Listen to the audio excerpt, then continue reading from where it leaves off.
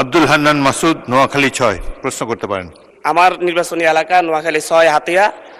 ওই অঞ্চলে প্রচুর নদী ভাঙনের কারণে প্রতি বছরই অনেক শিক্ষা প্রতিষ্ঠানকে স্থানান্তর করা হচ্ছে, কিন্তু সেই সকল শিক্ষা প্রতিষ্ঠান, প্রাথমিক এবং মাধ্যমিক শিক্ষা প্রতিষ্ঠানগুলো ওগুলা নিয়মিত বরাদ্দ না পাওয়ার কারণে এবং ওই প্রতিষ্ঠানগুলোর শিক্ষার্থী যারা আছে তাদের একটা তালিকা করে তারা ঠিকমতো পরবর্তীতে অন্য কোনো শিক্ষা প্রতিষ্ঠানে ভর্তি হতে পারতেছে কিনা, শুধু হাতিয়া নয়, এরকম নদী ভাঙন প্রবণ যত এলাকা রয়েছে ওই সকল অঞ্চলের শিক্ষার্থীরা ঠিকমতো অন্য শিক্ষা প্রতিষ্ঠানে ভর্তি হচ্ছে কিনা নাকি ঝরে পড়ে যাচ্ছে, এই তালিকা করার জন্য শিক্ষা মন্ত্রণালয়ের পক্ষ থেকে কোনো উদ্যোগ আছে কিনা। এবং পাশাপাশি হরিণের দেশ নিজুমদ্বীপ ইউনিয়ন প্রায় 25,000 জনগণের বসবাস, সেখানে একটিও মাধ্যমিক শিক্ষা প্রতিষ্ঠান নেই। পাশাপাশি সেখানে যে প্রাথমিক শিক্ষা প্রতিষ্ঠানগুলো রয়েছে সেই প্রতিষ্ঠানগুলোতে শিক্ষকের প্রবল সংকট। এই ব্যাপারে পিছিয়ে পড়া জনগোষ্ঠীর জন্য এবং আমাদের প্রত্যন্ত গ্রামাঞ্চলে শিক্ষা ব্যবস্থা পৌঁছে দেওয়ার জন্য সরকারের নতুন কোনো উদ্যোগ আছে কিনা সে ব্যাপারে আমি মাননীয় শিক্ষামন্ত্রীর কাছে জানতে চাই। মাননীয় শিক্ষামন্ত্রী। মাননীয় সংসদ সদস্যকে অসংখ্য ধন্যবাদ।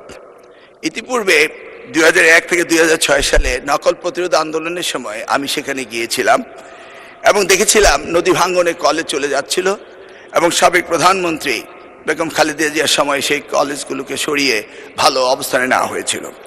যে সমস্ত প্রতিষ্ঠানগুলো নদী ভেঙে যায় তাৎক্ষণিকভাবে আমরা সেই প্রতিষ্ঠানগুলোকে নতুন করে আমরা তৈরি করি। তবে উনি যেটা বলেছেন সেখানে শিক্ষায় ঝরে পড়া, আমরা ঝরে পড়ার ব্যাপারও আমাদের বিভিন্ন প্রজেক্ট থেকে আমরা সেগুলোকে দেখি, পর্যালোচনা করি। উনি যদি লিখিত কোনো নোটিশ দেন তাহলে আমি ওই এলাকার ঝরে পড়ার সংখ্যা, মাধ্যমিক স্কুলের সংখ্যা এবং প্রয়োজন সাপেক্ষে নতুন বিদ্যালয় স্থাপনেরও এই মহান সংসদ থেকে আমরা শিক্ষা মন্ত্রণালয় উদ্যোগ নেব, সেই ব্যাপারে আমরা বলতে পারি। আমি এটাও বলতে পারি যে বিভিন্ন প্রশ্নে এসছে বিরোধী দলের বিষয়ে, আমি এটাও বলতে পারি মাননীয় প্রধানমন্ত্রী আমাদেরকে নির্দেশ দিয়েছেন সারা বাংলাদেশে শিক্ষাকে দলীয়করণ না করে শিক্ষা সকলেরই ব্যবহারযোগ্য সামগ্রী, এই শিক্ষাকে উন্নত করার জন্য তিনি নির্দেশ দিয়েছেন।